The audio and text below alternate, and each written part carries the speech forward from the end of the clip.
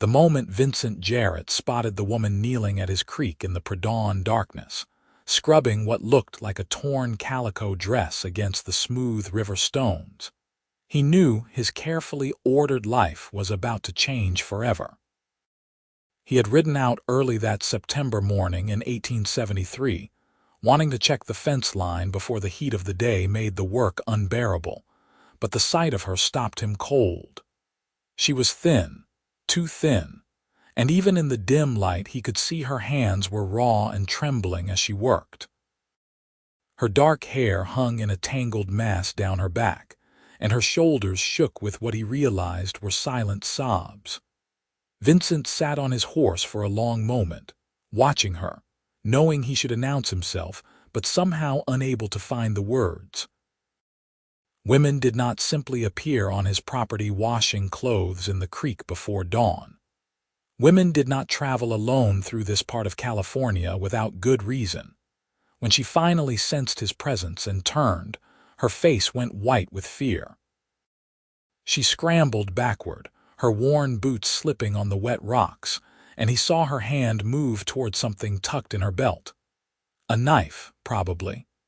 He raised both hands slowly, keeping them visible in the growing light.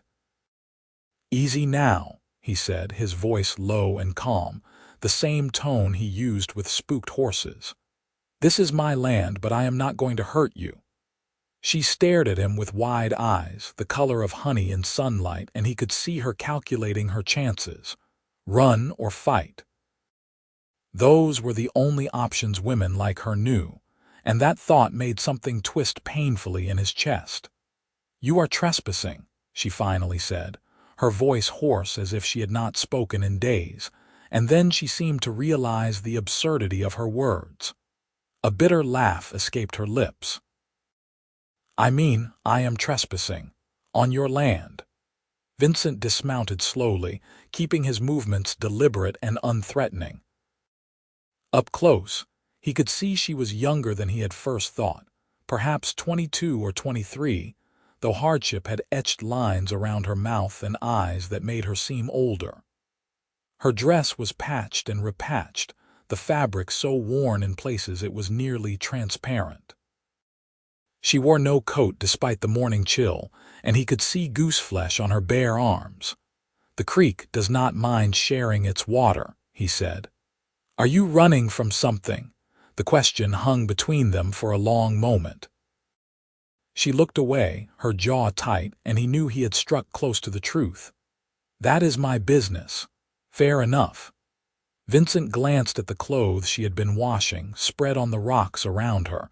Everything she owned, he guessed, which was not much.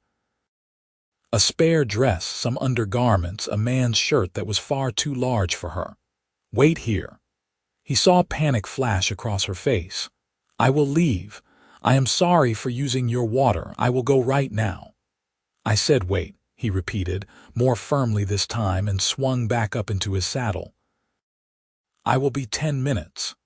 He rode back toward his ranch house before she could argue, his mind racing. Every instinct told him this woman was in trouble, the kind of trouble that followed people and did not let go easily.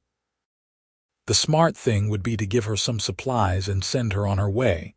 Tell her the nearest town was Chico, about 8 miles southwest, and wish her well. The smart thing would be to protect himself and his property from whatever storm she was running from. But Vincent Jarrett had never been particularly smart when it came to doing the right thing.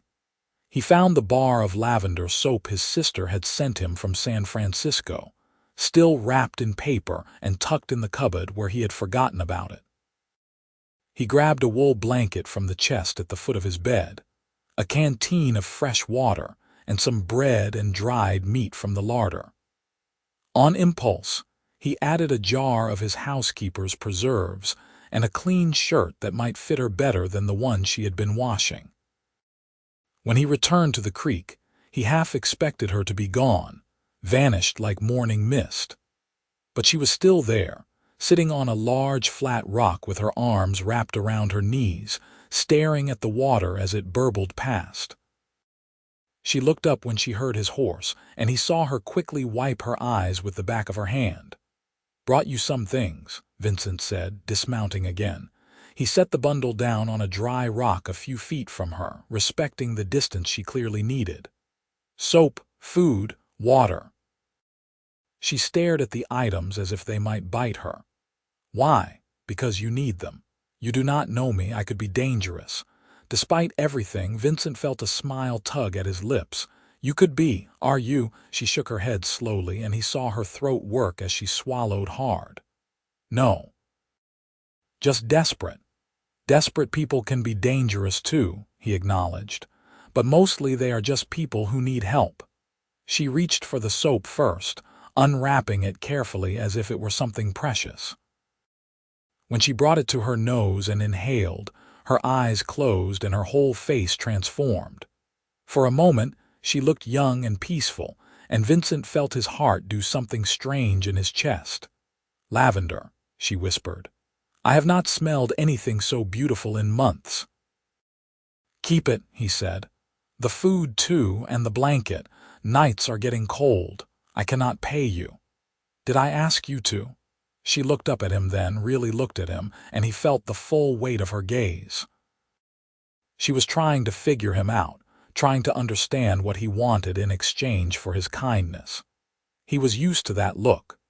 In his 31 years, he had learned that most people expected something in return for even the smallest gesture.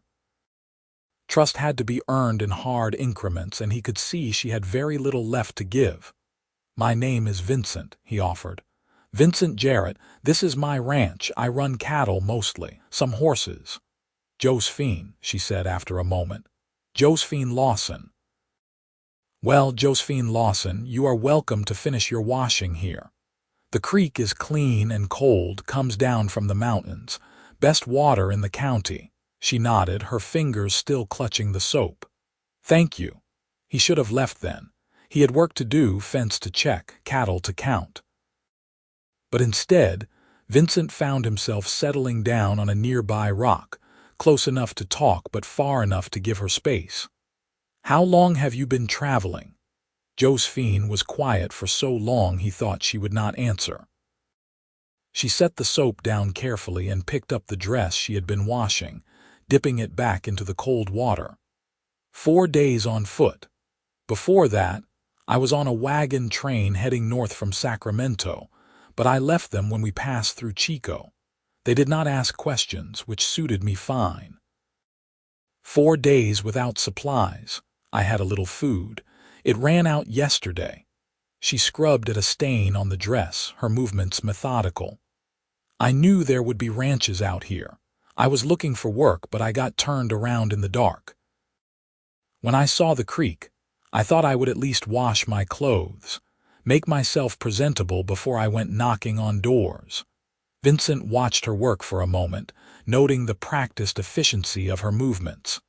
She had done this before, many times. "You have experience with ranch work." "I can cook, clean, mend clothes. I can tend a garden and preserve food. I helped birth calves on my father's farm back in Missouri." Her voice caught on the word father, and she bent her head lower over the washing. "I am a hard worker and I do not cause trouble. That why you are running." Trouble, her hands stilled in the water. When she spoke again, her voice was barely above a whisper. "I was married to a man named Robert Lawson. He owned a dry goods store in Sacramento." She paused, and Vincent waited, sensing there was more. "He was not a good man. He had a temper and he drank, and when he drank, he used his fists." Vincent felt anger coil in his gut, hot and sharp. He had known men like that, had despised every one of them. "Did you kill him?" The question startled a laugh out of her, sharp and bitter. "No. Though I thought about it often enough. One night, about 2 weeks ago, he came home drunk and angry. He had lost money gambling and he blamed me for it. He said I had brought him bad luck, that I was a burden." She lifted her hands from the water, and even in the strengthening dawn light, Vincent could see the fading bruises on her wrists. "He broke 3 of my ribs that night. When he finally passed out, I took what little money I could find and left. I have been running ever since. He will be looking for you. Yes. The single word carried the weight of 1,000 fears. Vincent was quiet for a long moment, thinking. He knew what he was about to offer would complicate his life immeasurably. He knew it might bring trouble to his doorstep. But he also knew he could not send this woman away, could not leave her to face whatever demons were chasing her alone. "I need a housekeeper," he said. "My last one, Mrs. Chen, moved back to San Francisco 3 months ago to be with her daughter. I have been managing on my own, but the house is a disaster and I cannot cook worth a damn. You need work and I need help. Seems like we might be able to help each other." Josephine's head snapped up, her eyes wide with disbelief. "You are offering me a job, just like that, just like that. You do not know me. I could be lying. I could rob you blind and disappear in the night. Could you?" She stared at him for a long moment and then slowly shook her head. "No, I could not." "Then I guess we have an understanding." Vincent stood, brushing off his trousers. "Finish your washing. When you are done, follow the creek east about a 1/4 mile. You will see the house and the barn. It is not fancy, but it is solid and warm. There is a room off the kitchen that Mrs. Chen used. It has a bed and a stove and a lock on the door." The last detail made her eyes fill with tears. "A lock on the inside," he clarified. "I respect privacy, Josephine, yours and mine. You will do your work and I will do mine. You will have a safe place to sleep and 3 meals a day. In return, you keep the house clean, cook the meals, and help with whatever needs doing. Fair wages, paid weekly.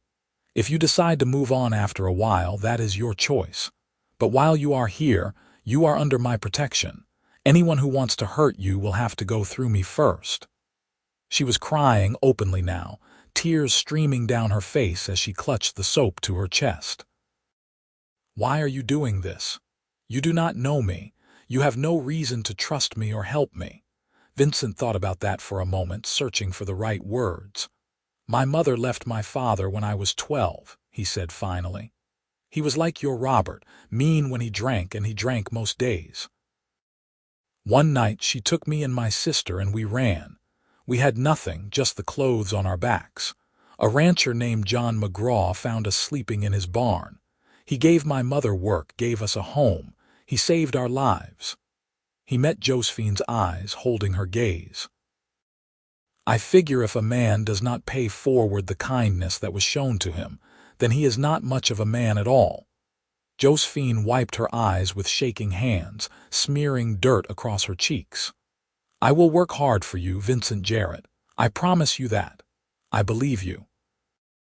He swung back up into his saddle, tipping his hat to her. "Take your time. I will put some coffee on." As he rode back toward the house, Vincent tried to convince himself he had just made a practical decision, nothing more. He needed help around the ranch and she needed work. It was a simple business arrangement. But even as he thought it, he knew he was lying to himself. There had been something in Josephine's eyes, some spark of strength beneath all that fear and exhaustion that had reached right into his chest and grabbed hold. He had spent the last 5 years building his ranch, working from dawn to dusk, focused entirely on the land, and the cattle and the endless labor of making something out of nothing. He had not had time for women, had not wanted the complication or the distraction. But watching Josephine cry over a bar of soap, seeing the raw gratitude in her face when he offered her safety, had cracked something open inside him that he had thought was sealed shut for good. The sun was fully up by the time Josephine made her way to the ranch house, her damp clothes bundled in her arms along with the blanket and food Vincent had given her. She stopped at the edge of the yard, taking in the sight before her. The house was modest but well built, a single-story structure made of wood and stone with a wide porch wrapping around the front. Beyond it stood a large barn, a corral with several horses, and what looked like a bunkhouse. Everything was neat and orderly, the mark of a man who took pride in his work. Vincent emerged from the house as she approached, 2 tin cups in his hands. "Coffee," he said, offering her one. "Hope you like it strong." "I like it any way I can get it," she admitted, taking the cup gratefully. The warmth seeping into her cold fingers felt like a benediction. She took a sip and nearly sighed with pleasure. It was strong and bitter and absolutely perfect. "Come inside. I will show you the room." The interior of the house was indeed a disaster, just as he had said. Dishes were piled in the sink. Dust covered every surface, and there were clothes strewn over chairs and mud tracked across the floors. But the bones of the place were good, with solid furniture and large windows that let in plenty of light. Josephine could see the potential beneath the chaos, could already imagine what it might look like with some hard work and care. The room off the kitchen was small but clean, with a narrow bed covered in a faded quilt, a wooden chair, a small dresser, and, as promised, a pot-bellied stove in the corner. The door had a simple latch on the inside, and Josephine tested it immediately, feeling something tight in her chest ease when it held firm. "It is perfect," she said, setting her bundle down on the bed. "Thank you." "There is a washroom out back with a pump and a tub," Vincent said, leaning against the doorframe but not entering the room. "You are welcome to heat water and take a proper bath whenever you need. There is soap and towels in the cupboard." The thought of a hot bath nearly made Josephine weep again. She had not felt clean, really clean, in weeks. "I will start work right away. The house needs attention and I should prepare a proper lunch." "Take the morning to settle in," Vincent said. "Get yourself cleaned up, rest a bit." "You have been through hell, Josephine. A few hours are not going to make a difference." But Josephine shook her head. "I would rather work if it is all the same to you. Idle hands make me nervous." He studied her for a moment, then nodded. "Suit yourself. I will be in the barn if you need anything. There is food in the larder and the pump works well. Make yourself at home." After he left, Josephine stood in the doorway of her new room for a long moment, trying to absorb the reality of what had just happened. This morning, she had been terrified, alone, and nearly out of hope. Now she had a roof over her head, food in her belly, and a lock on her door. It felt too good to be true, too easy, and she kept waiting for the other shoe to drop. But when she ventured into the kitchen and began exploring the larder, finding it well stocked with flour, beans, rice, coffee, and various preserved goods, reality began to settle in. This was real. Vincent Jarrett had given her a genuine chance, no strings attached, and the least she could do was prove herself worthy of his trust. She spent the rest of the morning in a frenzy of activity, washing dishes and scrubbing surfaces, sweeping floors and beating dust from curtains. She found a laundry tub in the washroom and heated water to wash the mud-caked clothes she found draped over chairs. By noon, the house was transformed, smelling of lye soap and lemon oil, every surface gleaming for lunch. She made biscuits from scratch, fried salt pork, and heated a can of beans. It was simple fare, but when Vincent came in from the barn and saw the spread on the clean table, his eyebrows rose in genuine surprise. "You did all this in one morning. I told you I was a hard worker." Josephine poured him coffee and stepped back, suddenly nervous. She had not served a man a meal since leaving Robert, and her hands trembled slightly as she set down the pot. But Vincent just smiled and pulled out a chair, gesturing for her to sit as well. "You are not eating. I thought I would eat after you. Josephine, we are both workers here. We eat together." He pushed the plate of biscuits toward her. "Sit." It felt strange, sitting across from a man at a table, sharing a meal as equals. Robert had always insisted she serve him and then eat alone in the kitchen, said it was not proper for a woman to sit with her betters. but Vincent did not seem to share that view. He ate with obvious appreciation, complimenting her cooking between bites, and asked her questions about her journey and her life before Sacramento. She found herself talking more than she had in months, telling him about growing up on a small farm in Missouri, about her mother's death when she was 16, and her father's subsequent decline into drink and debt. She told him about Robert's courtship, how charming he had seemed at first, how he had promised her a better life in California. She did not tell him about the wedding night, when Robert's true nature had first shown itself, or about the 2 years of fear and pain that followed.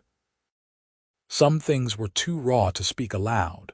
Vincent listened without judgment, his green eyes steady and calm.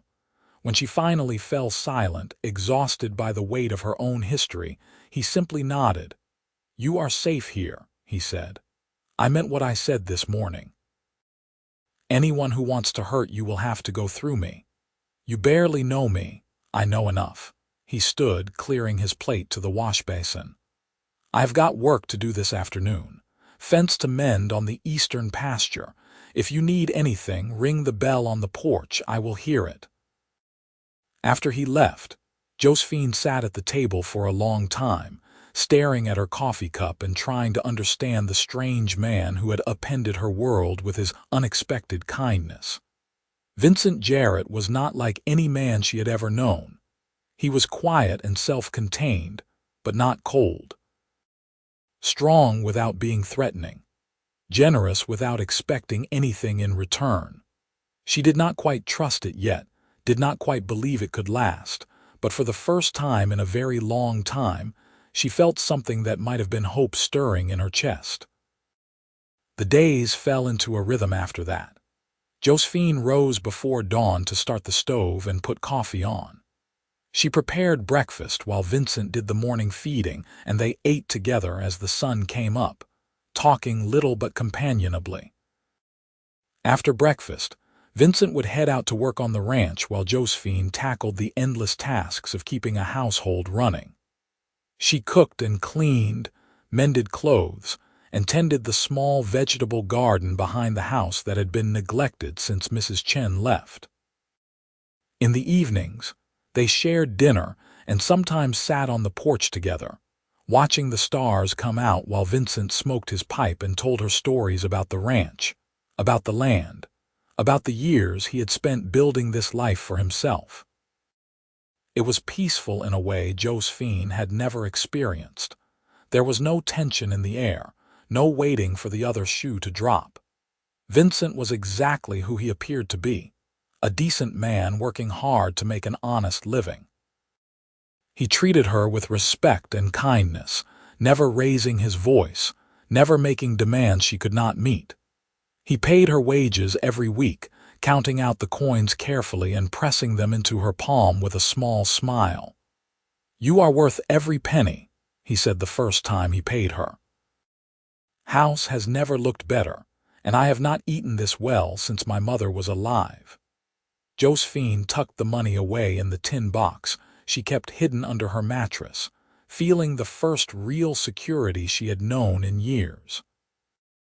She was saving, planning for a future that did not involve running or hiding. Maybe, eventually, she would have enough to start fresh somewhere far from Robert, somewhere he could never find her.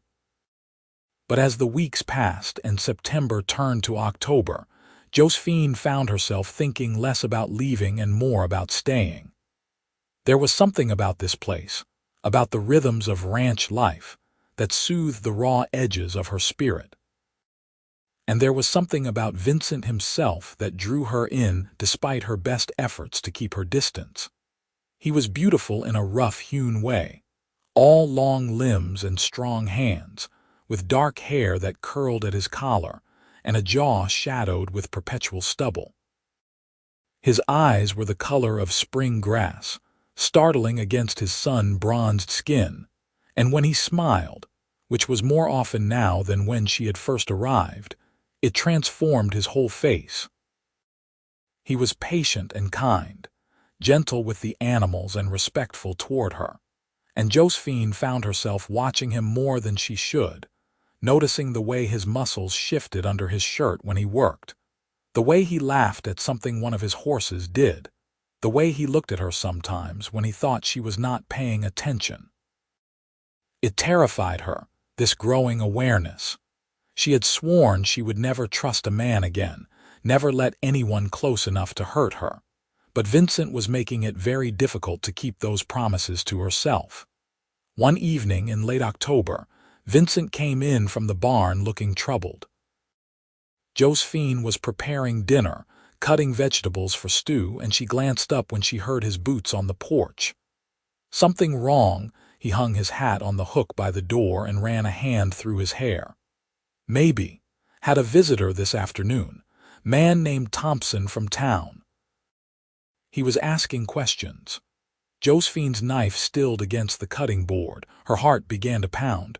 What kind of questions? About whether I had seen a woman traveling alone. Dark hair, medium height, thin. Vincent's eyes met hers. Said her husband was looking for her. Said she ran off and he was worried sick. The room tilted around her. Josephine gripped the edge of the counter to steady herself. What did you tell him? Told him I had not seen anyone matching that description. Told him most folks traveling through here stick to the main road and I do not get many visitors. Vincent moved closer, his expression serious. Josephine, is your husband in Chico? I do not know. Her voice sounded distant, hollow. I thought I had covered my tracks. I thought he would not be able to follow me. Did he ever meet anyone from around here? Anyone who might recognize you? She shook her head, trying to think through the panic flooding her system. No, we kept to ourselves in Sacramento. Robert did not have many friends and I was not allowed to socialize. Then a horrible thought struck her. The wagon train. There was a family on the wagon train from Sacramento. They knew I was married, knew I was running. What if they talked? What if someone in Chico knows to look for me? Vincent crossed the room and placed his hands on her shoulders, steady and grounding. Look at me, she did, forcing herself to meet his eyes. You are safe here. I told Thompson I had not seen you and he has no reason to doubt me, but we need to be smart about this. You should stay close to the house for a while, at least until we know if he is really in the area. He will not give up, Josephine whispered. Robert does not like losing what he considers his. He will keep looking. Then let him look. This is a big territory and you are under my protection now. Vincent's hands tightened slightly on her shoulders, his eyes fierce. I will not let him hurt you again, Josephine. I swear it. She wanted to believe him. God, she wanted to believe him so badly. But she had learned the hard way that promises were easy to make and easier to break. You do not understand what you are promising. Robert is not a good man, but he is not stupid. If he finds me here, he will make trouble for you. He will claim his legal rights as my husband. The law will be on his side. I am not afraid of the law, Vincent said quietly. And I am not afraid of your husband, but I need to know what you want. Do you want to run again? I will help you if that is what you choose. I will give you money, supplies, whatever you need to make a fresh start somewhere else. Or you can stay and we will face this together. Your choice, Josephine. It was the fact that he gave her a choice that decided it. Robert had never given her choices, only demands and consequences. But Vincent was offering her agency, offering to stand beside her rather than control her. It was more than she had dared hope for. I want to stay, she said. If you will have me. Something shifted in Vincent's expression, something warm and tender that made her breath catch. Then you stay. They stood there for a long moment, his hands still on her shoulders, her heart pounding for entirely different reasons now.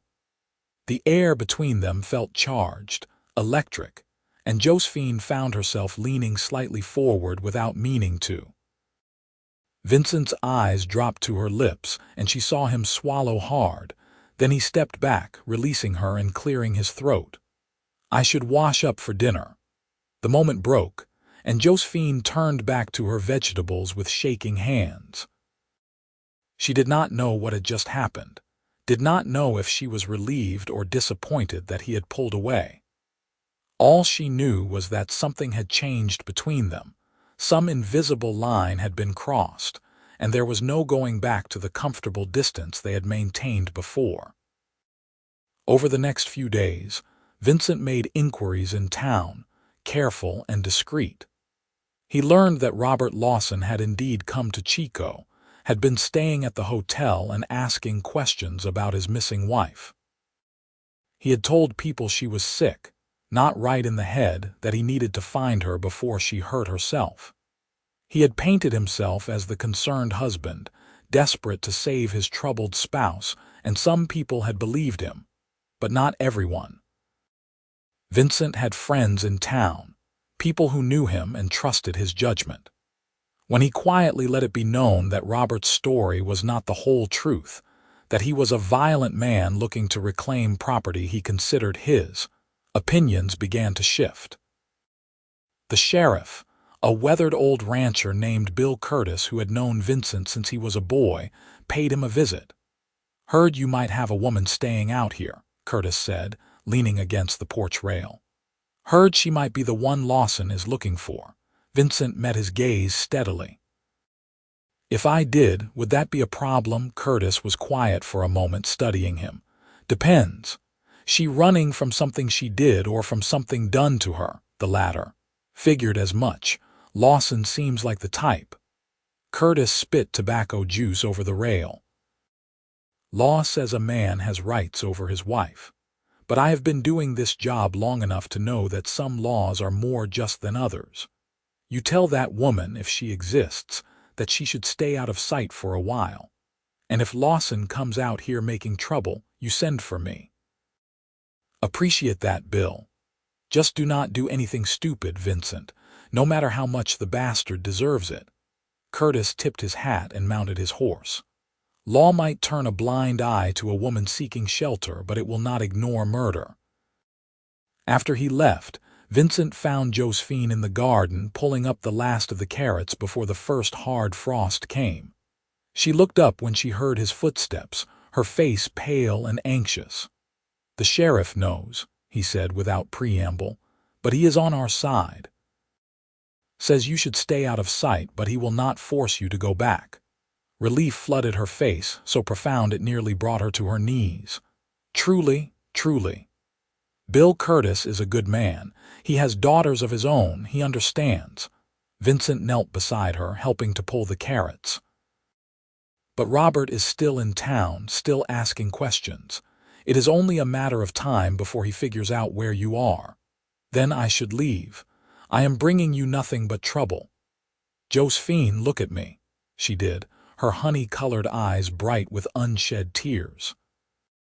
"I told you that you are under my protection, and I meant it.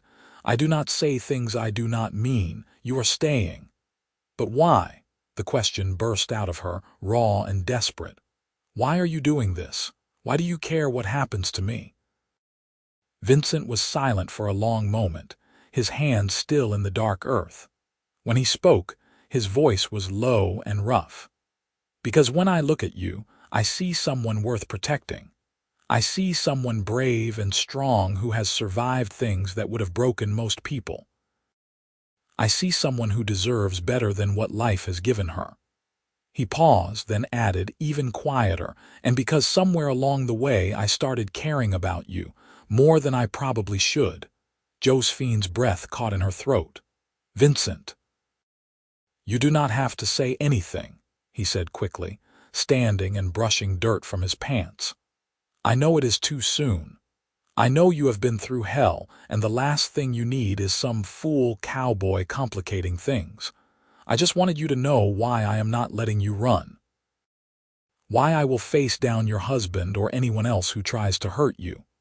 He met her eyes, his expression fierce and tender all at once.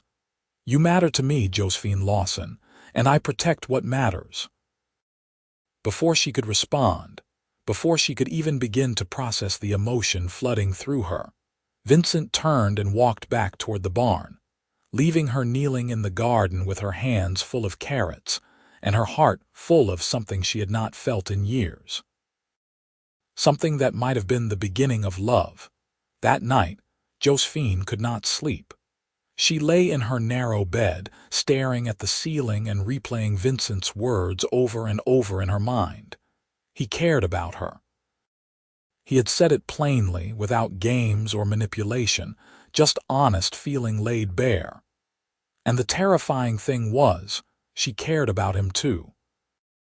Somewhere between that first morning at the creek and now, between shared meals and quiet evenings and small kindnesses that added up to something monumental, she had started falling for Vincent Jarrett. It felt like betrayal somehow, like she was dishonoring the promises she had made to herself. Never again, she had sworn. Never again would she let a man have power over her. Never again would she trust her heart to someone who could destroy it. But Vincent was not Robert. He was nothing like Robert. And the more time she spent with him, the more she realized that not all men were monsters. Some were just good, decent people trying their best to navigate a hard world. She rose before dawn, as always, and started the coffee. Vincent came in a few minutes later, his hair still damp from washing, and they moved around each other in the small kitchen with the ease of long practice. He poured coffee while she started the bacon. She sliced bread while he set the table. It was domestic and comfortable, and it made something ache in Josephine's chest. "Vincent," she said as they sat down to eat, "about yesterday, what you said in the garden." He looked up, his expression carefully neutral. "You do not have to respond. I should not have said anything." "No, I am glad you did. I just need you to understand something." She took a deep breath, gathering her courage. "I am broken, Vincent.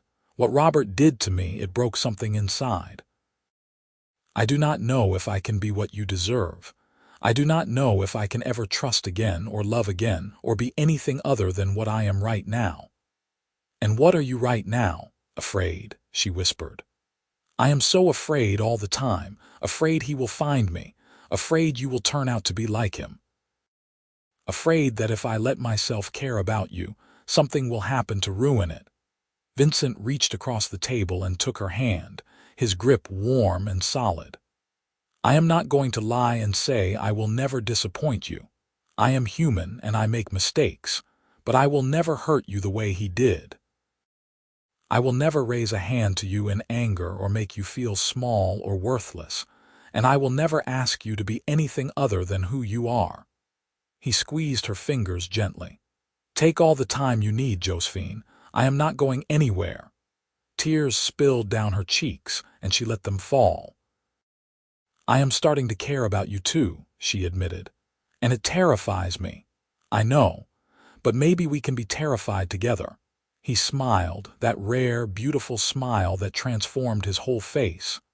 "Seems like things are less scary when you are not facing them alone." She thought about that as they finished breakfast, as they went about their separate tasks for the day. Vincent was right.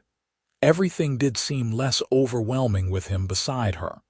The fear was still there, but it was manageable now, contained. She was not alone anymore, and that made all the difference. 3 days later, Robert Lawson came to the ranch. Josephine was hanging laundry when she saw the rider approaching. She did not recognize him at first, just saw a figure on horseback coming up the long drive. Then he got closer, and her whole body went cold with recognition. The way he sat in the saddle, stiff and self-important. The cut of his coat, expensive and impractical for ranch country. Even from a distance, she could feel his anger radiating off him like heat. She dropped the shirt she was hanging and ran for the house, her heart pounding so hard she thought it might burst. Vincent was in the barn, too far away to reach in time. She made it inside and locked the door, then stood with her back pressed against it, trying to remember how to breathe. Robert's voice cut through the door moments later, sharp and furious. "Josephine, I know you are in there. Open this door right now." She did not answer, could not have formed words if her life depended on it. Her whole body was shaking, and she tasted copper in her mouth where she had bitten her lip. "Do not test me, woman. You are my wife, and you will do as I say. Open the door." Still she said nothing. She heard him try the handle, heard his frustrated curse when it would not turn. Then his fist hammered against the wood, so hard the door shook in its frame. "You have made me look like a fool, running off like some hysterical child. People are talking, questioning my authority. You will come out here right now, and you will come home with me, and we will put this nonsense behind us. Do you hear me?" Josephine heard another sound then, the sound she had been praying for. Boots on gravel, quick and purposeful. Vincent's voice, low and deadly calm. "Step away from the door." "Who the hell are you?" "I am the man who owns this land, and you are trespassing." There was a pause, and Josephine could imagine Robert taking in Vincent's size, his strength, calculating his chances. "My wife is inside that house. I have a legal right to her." "You are harboring a runaway spouse, which is against the law. The woman inside that house is under my protection, and she is not going anywhere with you. You have no right to interfere between a man and his wife." Robert's voice rose, indignant and self-righteous. "The law is on my side. She is my property, bought and paid for." "She is not property." Vincent's voice hardened. "She is a human being, and she has the right to choose where she wants to be, and she does not choose you. I will have the law on you. I will bring the sheriff out here and have you arrested for kidnapping." "Sheriff Curtis already knows she is here. He knows what you are, and he will not be helping you." There was a long silence, tense and brittle. Then Robert laughed, a harsh, ugly sound. "You are sleeping with her. That is what this is about. You have taken my wife into your bed, and now you are trying to keep her. What I am doing is none of your business. But since you seem to need it spelled out, I am giving your wife sanctuary from a man who beats her. I am giving her a safe place to heal from what you did to her. And if you come near her again, if you so much as set foot on my land again, I will make you regret it." "Is that a threat?" "It is a promise." Josephine heard the sound of a hammer being cocked. Robert's voice, when it came again, was oily with satisfaction. "I am armed, Cowboy. Are you?" "Yes." Vincent's voice did not waver. "But unlike you, I am not afraid to face a fair fight. You want to draw on me, go ahead.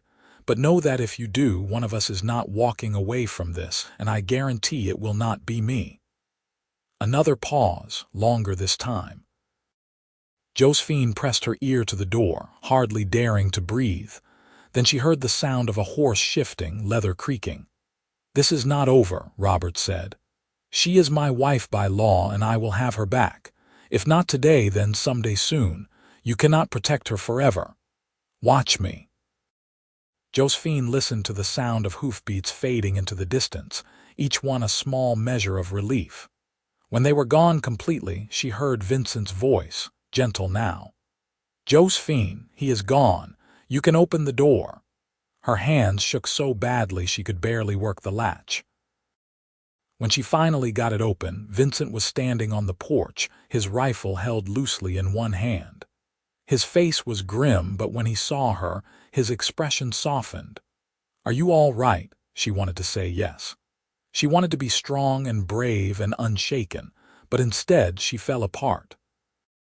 She collapsed against him, and he caught her, holding her tight while she sobbed into his chest. All the fear and trauma she had been holding at bay for weeks came pouring out, and Vincent just held her through it, one hand smoothing her hair, murmuring quiet reassurances. "I have got you," he said. "You are safe. He is gone, and he is not coming back." "He will come back," she gasped between sobs. "You heard him. He will not give up. Then we will deal with it when he does. But right now you are safe. Right here, right now you are safe." Eventually, her tears subsided, leaving her drained and exhausted. Vincent guided her inside and sat her down at the table, then poured her a cup of coffee with shaking hands. She realized he had been more affected by the confrontation than he had let on, and something about that steadied her. He was not invulnerable. He was just as afraid as she was, but he was facing that fear for her sake. "Thank you," she said hoarsely, "for protecting me." "You do not have to thank me for that. It is what you do for people you care about." He sat down across from her, running a hand through his hair. "I am sorry it came to this. I was hoping he would give up and go home." "Robert does not give up. He does not know how." She wrapped her hands around the cup, seeking its warmth. "What are we going to do?" "We are going to keep doing what we have been doing. You will stay here, stay safe. I will keep an eye out, and so will the sheriff. Robert can bluster all he wants, but he is a coward at heart. Cowards do not stand up to people who fight back. You do not know him like I do. Maybe not. But I know his type. I have dealt with bullies before." Vincent reached across the table and took her hand. "Trust me, Josephine, please." She looked into his green eyes, so steady and sure, and felt something shift inside her. "I do," she said, and realized it was true. "I trust you, Vincent." The smile that broke across his face was like sunrise. "That is a start." Over the following weeks, an uneasy peace settled over the ranch. Robert did not return, though Vincent heard reports from town that he was still in Chico, still making threats and telling anyone who would listen about his runaway wife. But he did not come back to the ranch, and gradually, Josephine began to relax. She and Vincent fell into new patterns, closer now than they had been before. They talked more, shared more, built the kind of trust that comes from facing adversity together. Josephine told him things she had never told anyone, about her childhood and her dreams and the person she had been before Robert had tried to break her. Vincent listened with his whole attention, never judging, never dismissing her fears or her pain. And slowly, incrementally, Josephine began to heal. The nightmares came less frequently. Her hands stopped shaking when she heard unexpected noises. She laughed more, smiled more, started to remember what it felt like to be happy. One evening in late November, they were sitting on the porch watching the sun set, wrapped in blankets against the cold. Vincent was smoking his pipe, and Josephine was mending one of his shirts, her needle flashing in the fading light. It was comfortable and domestic, and it struck Josephine that this was what she had always wanted. Not wealth or status or grand adventures, just this. A quiet life with someone who cared about her, simple routines that brought peace instead of fear. "What are you thinking about?" Vincent asked, noticing her stillness. "I am thinking that I am happy," she said, surprised by the realization. "For the first time in years I am actually happy." Vincent's smile was warm enough to chase away the November chill. "Good, you deserve to be happy. So do you." She set down her mending and turned to face him. "You have given me so much, Vincent. A home, safety, kindness. You have asked for nothing in return. Why? Because you are worth it. Because helping you has made my life better, not worse. Because—" He paused, then continued softly. "Because I have fallen in love with you, Josephine. And I think I have been in love with you since that first morning at the creek, when you cried over soap and looked at me like you could not understand why anyone would be kind to you." Her breath caught. She had known, on some level, that his feelings had deepened. But hearing him say it, hearing the words spoken aloud, made it real in a way it had not been before. "I love you too," she whispered. "I did not think I could love anyone again, but I love you." Vincent set down his pipe and reached for her hand, threading his fingers through hers. "I do not want to rush you. I know you need time to heal, to be sure, but I want you to know that I am here. When you are ready, if you are ever ready, I will be waiting." Josephine looked at their joined hands, at the way his thumb rubbed gentle circles over her knuckles. She thought about all the reasons she should be cautious, should protect her heart, should keep her distance. But then she thought about the way Vincent made her feel safe and valued and seen. She thought about his patience and his kindness, and the way he had stood between her and Robert without hesitation. "I am ready now," she said. "I am ready to try." Vincent's eyes searched hers, looking for doubt or fear. Whatever he saw there satisfied him, because he stood and pulled her gently to her feet. "Are you sure?" "I am sure." He cupped her face in his hands, his touch reverent, and bent to kiss her. It was soft and sweet, nothing like the rough, demanding kisses Robert had forced on her. This was a question, an offering, and Josephine answered it by leaning in and kissing him back. When they finally pulled apart, both were breathless, and Vincent rested his forehead against hers. "I will spend the rest of my life making sure you never regret this," he promised. "I know you will." They stood there on the porch, wrapped in each other's arms, and watched the stars come out one by one. Josephine felt something inside her that had been clenched tight for years finally begin to unfold. She was not completely healed, might never be completely healed, but she was healing. And that was enough for now. December brought the first real cold, frost sparkling on the grass in the mornings and ice forming along the edges of the creek. Vincent brought in wood for the stoves and made sure the barn was sealed tight against the wind. Josephine made preserves from the last of the garden produce and started planning for a Christmas dinner, something she had not celebrated in years. She and Vincent were courting now, properly courting, and it was sweet in a way that made her heart ache. He brought her wildflowers that he found on his rides. She made his favorite meals and mended his clothes with extra care. They held hands during evening walks and stole kisses in the barn when they thought no one was watching. It was innocent and pure, the kind of romance Josephine had dreamed about as a girl, before life had taught her that dreams were dangerous things. 2 weeks before Christmas, Sheriff Curtis rode out to the ranch with news. "Lawson left town," he said, accepting the coffee Josephine offered him. "Got on the stage yesterday morning, heading back to Sacramento. Said he had business to attend to and would return in the new year." "Do you believe him?" Vincent asked. Curtis shrugged. "Hard to say. He seemed genuinely angry that no one here would help him. Made a lot of noise about how California was full of lawless rabble who did not respect God or marriage." He glanced at Josephine apologetically. "His words, not mine, but he did leave, and I made sure the stage driver knew he was on board." After he left, Vincent and Josephine sat at the table processing the news. "What do you think it means?" she asked. "Could mean he gave up. Could mean he is planning something." Vincent drummed his fingers on the table, thinking. "But either way, we have a little breathing room. Maybe enough to make some decisions." "What kind of decisions?" He turned to face her, his expression serious. "Josephine, I love you, I want a future with you. But as long as you are legally married to Robert, you are not free. He has rights over you that no one can dispute. If he comes back with a marshal or a federal officer, I will not be able to protect you." "What are you saying?" "I am saying we need to find a way to end your marriage, legally, permanently, so that Robert has no claim on you anymore. Divorce." The word felt strange on her tongue, shocking and forbidden. "That is not easy to obtain, and it is expensive.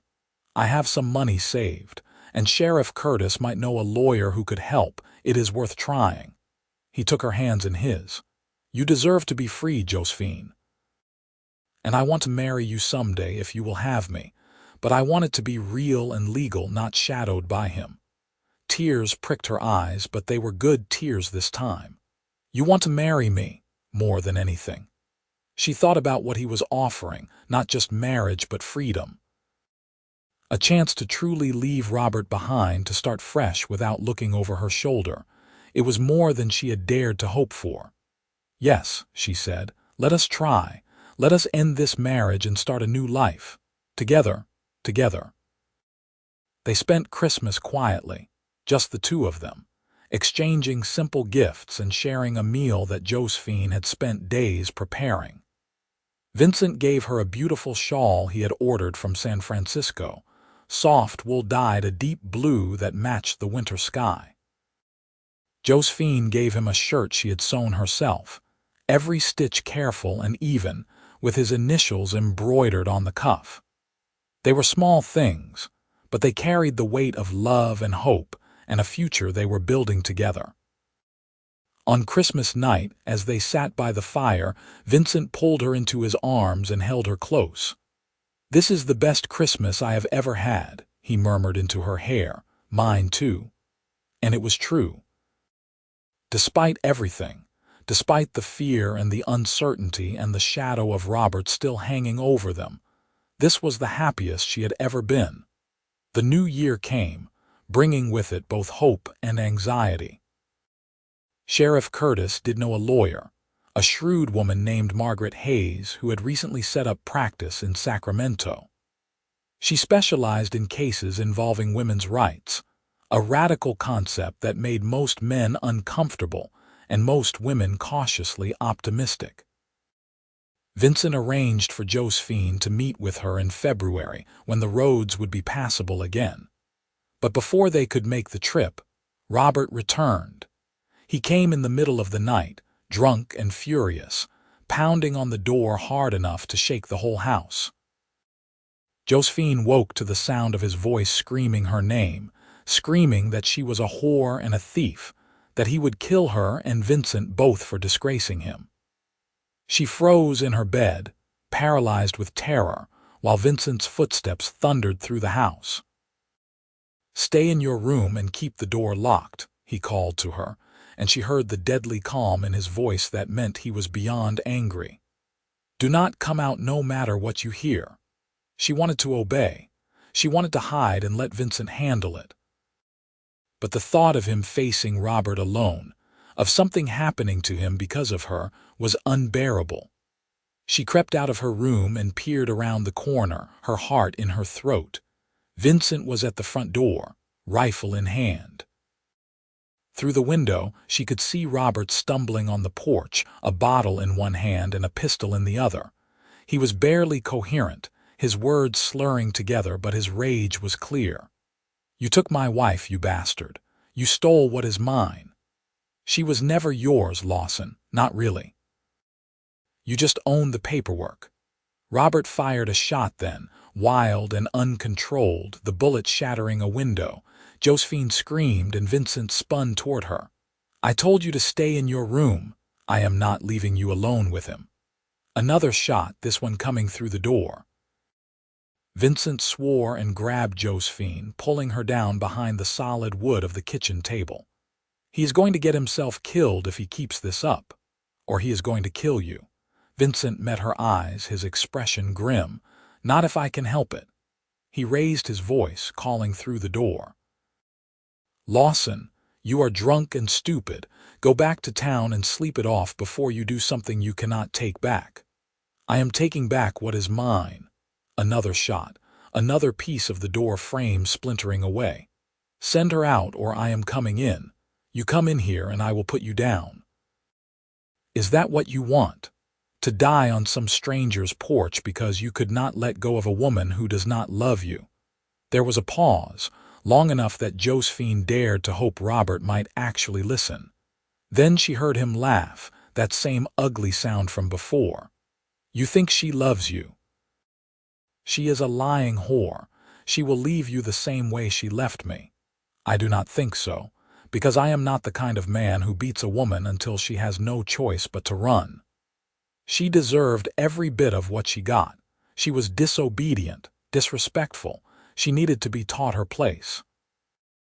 "Her place is not under your fists."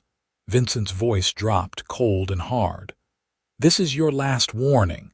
Leave now or I am coming out there and this ends. Come on then, cowboy. Let us see if you are as tough as you think you are."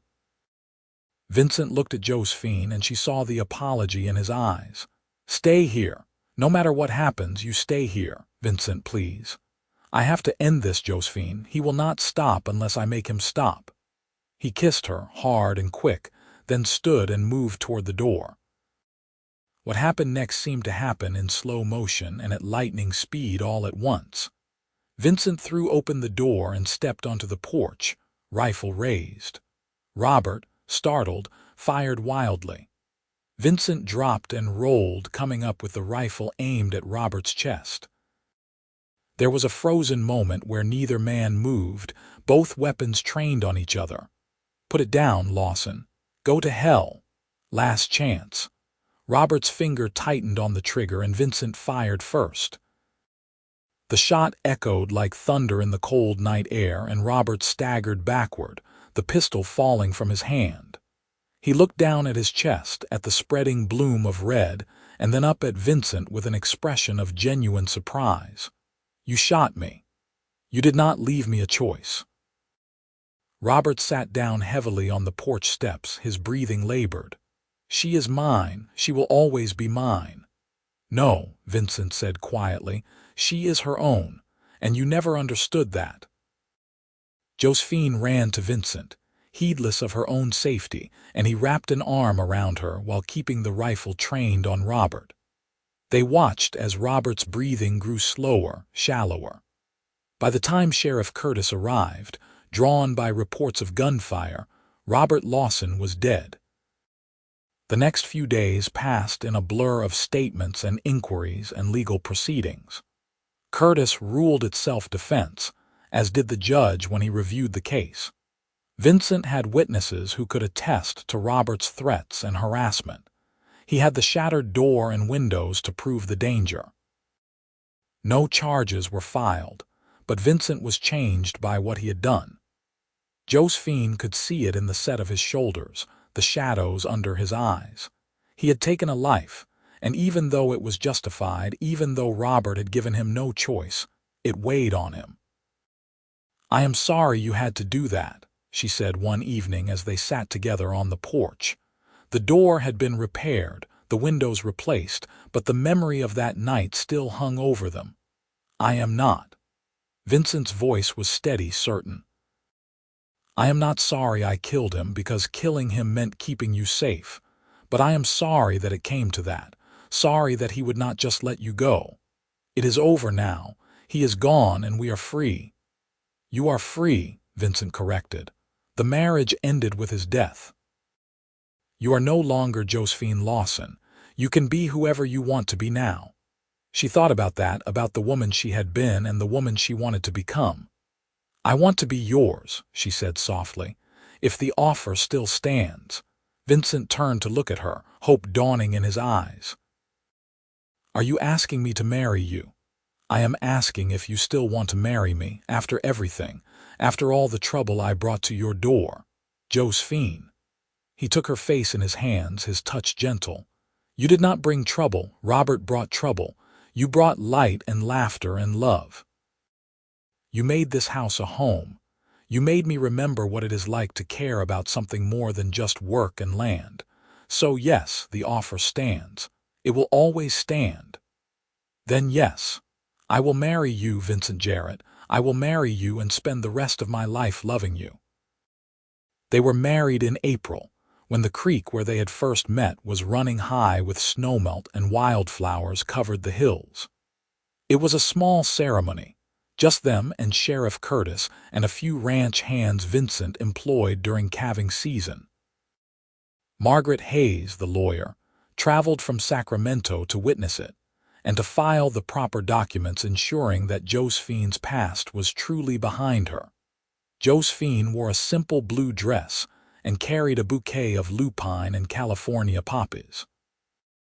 Vincent wore his best suit, the one he had bought for his father's funeral and had not worn since.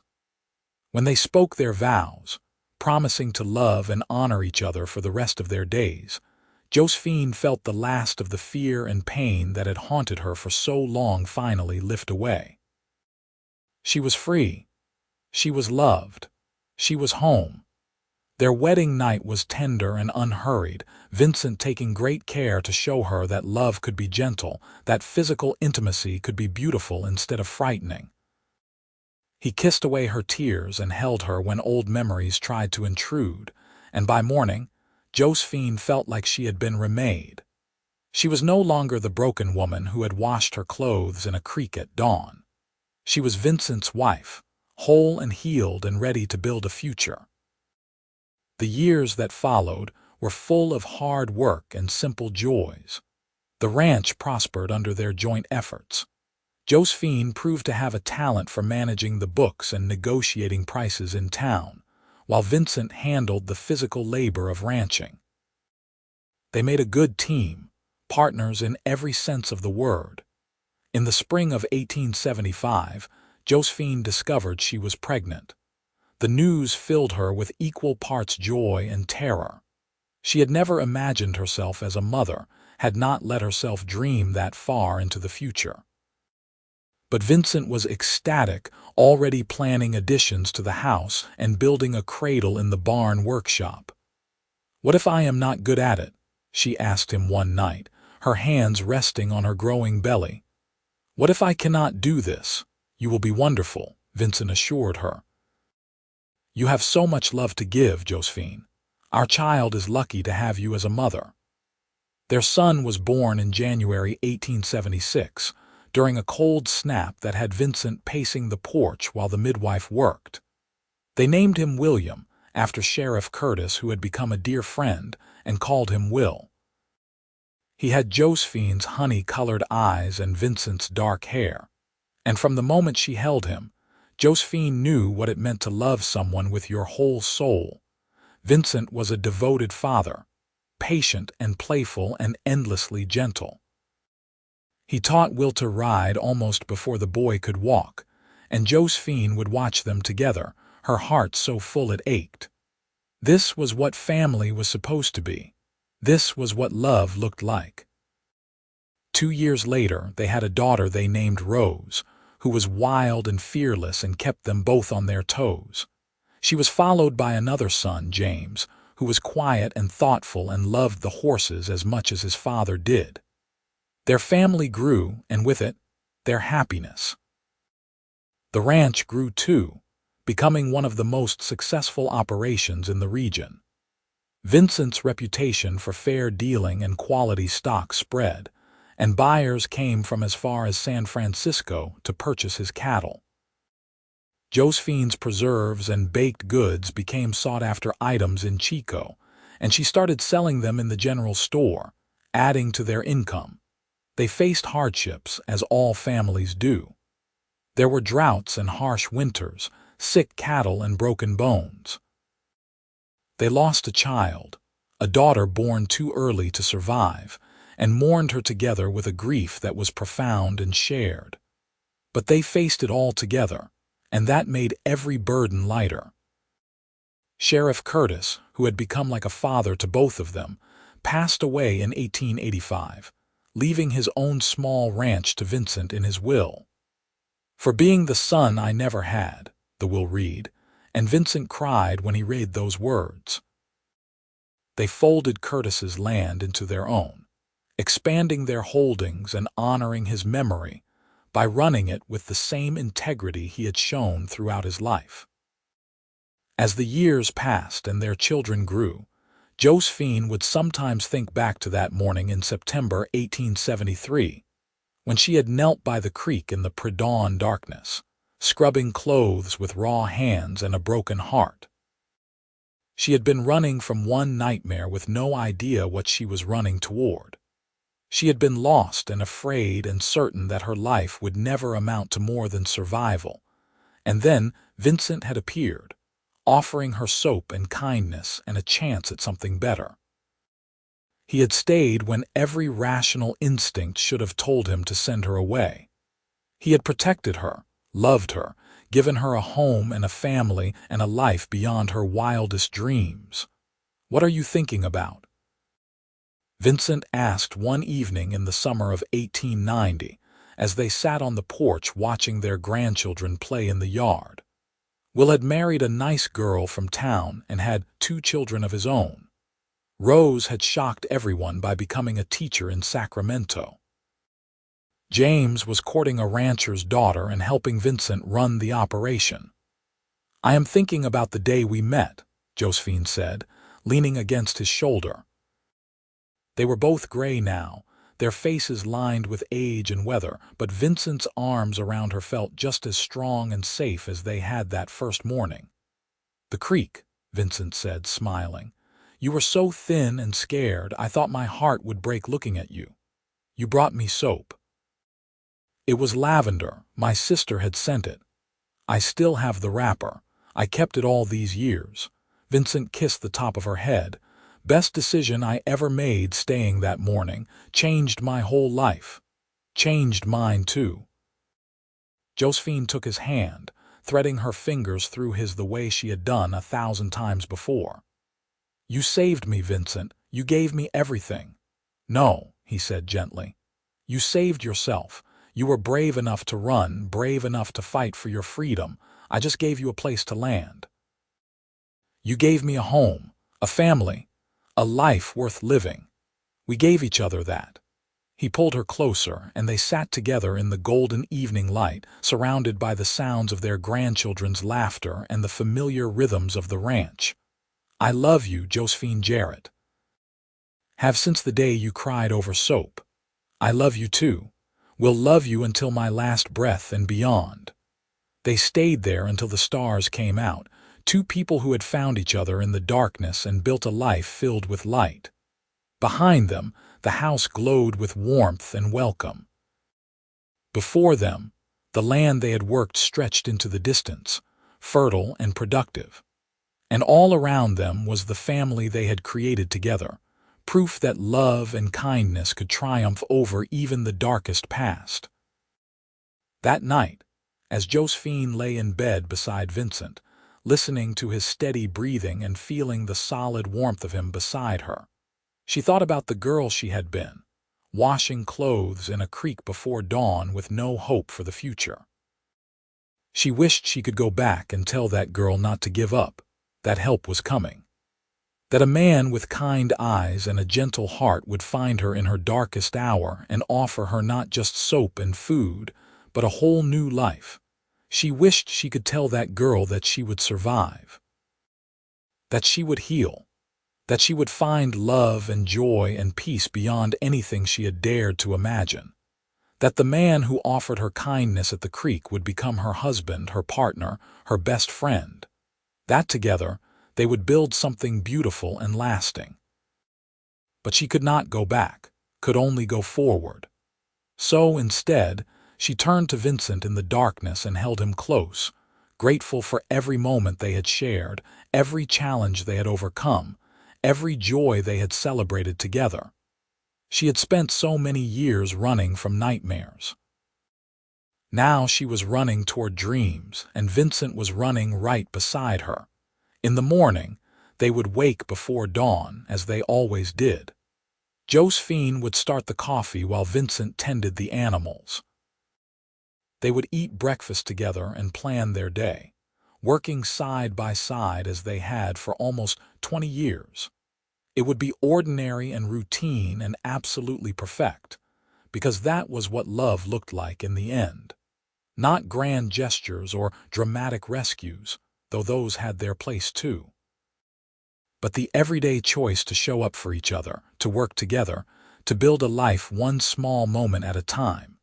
It looked like soap brought to a woman washing clothes at dawn, like a cowboy who stayed when he could have ridden away, like two broken people who chose to heal together and in doing so became whole. The years continued to pass, marked by seasons and celebrations, by new grandchildren and new challenges. Vincent and Josephine grew older together, their steps slower but their love stronger for all the years it had weathered. The ranch passed gradually into Will's capable hands, with James as his partner. Rose visited often, bringing her own children and stories of her work in the city. The house was always full of family, of laughter and arguments and the comfortable chaos of a life well lived. In 1898, on a crisp October morning much like the one when they first met, Vincent woke before dawn and found Josephine already up, standing on the porch and looking out over the land.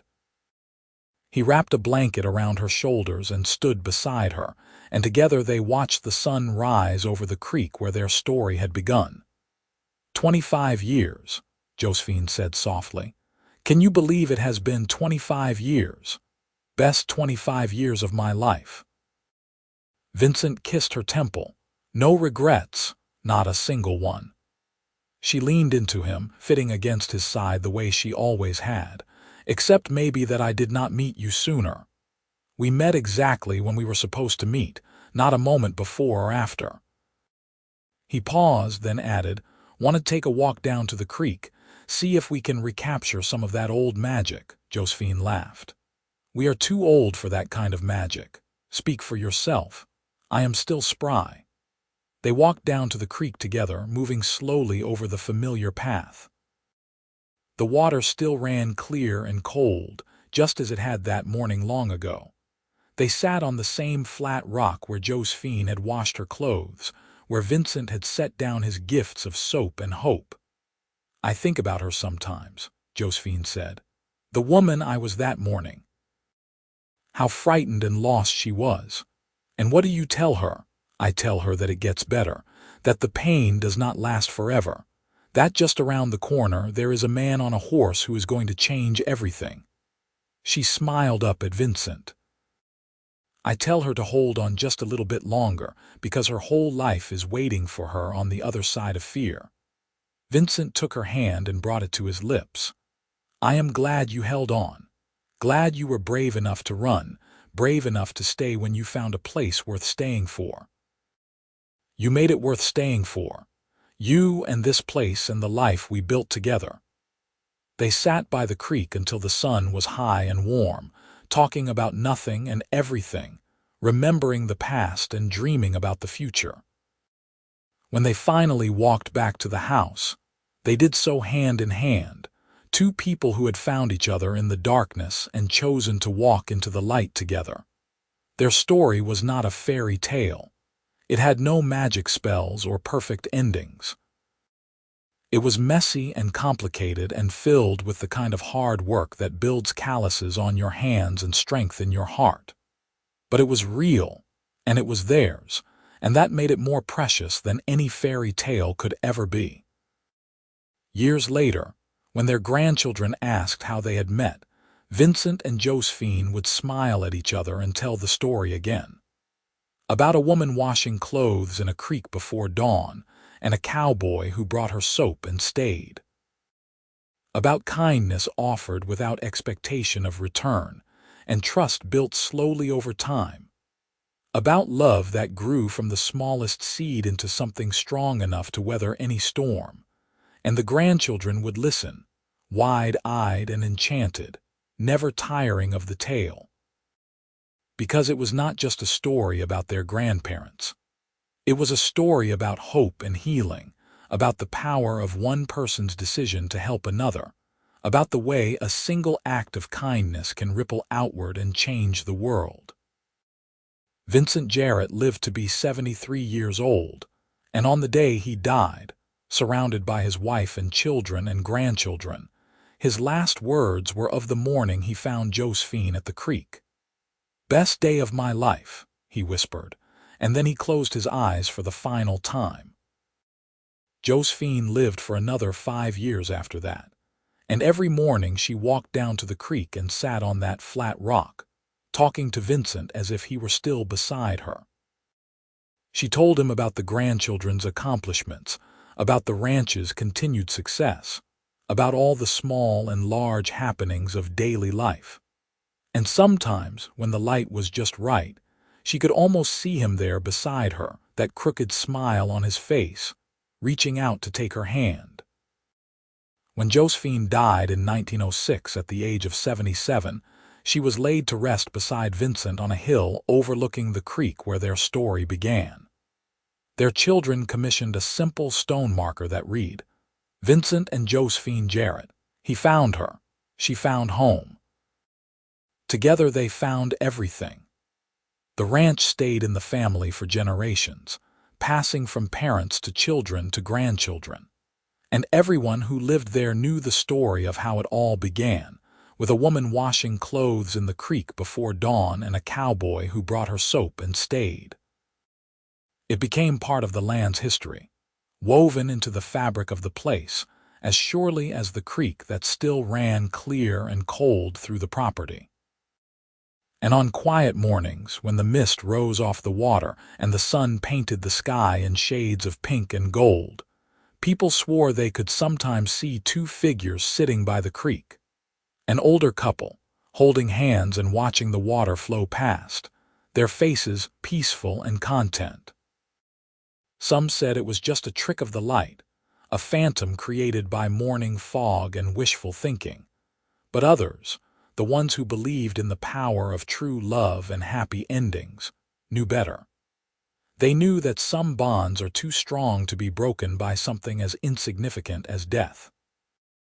They knew that Vincent and Josephine's story had not ended on that hill overlooking the creek, but had merely paused, waiting for the next chapter to begin. Because love like theirs does not fade or diminish.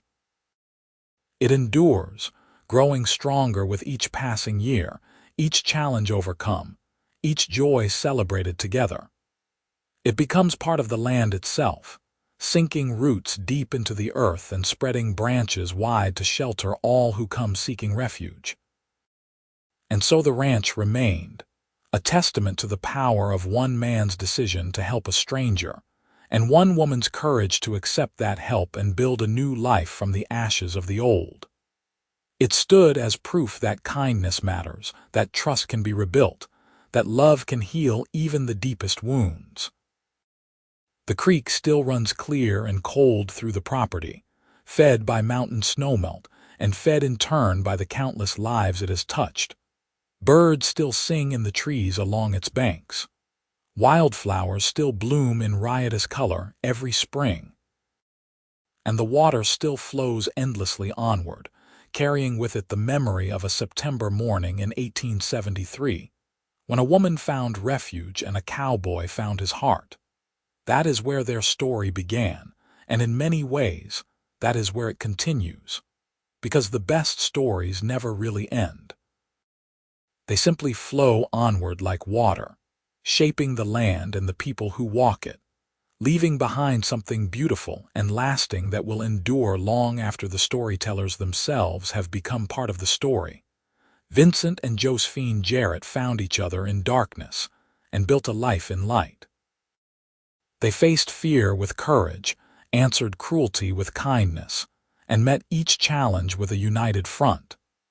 They raised children who knew they were loved, built a home that welcomed all who needed shelter, and created a legacy that would echo through generations.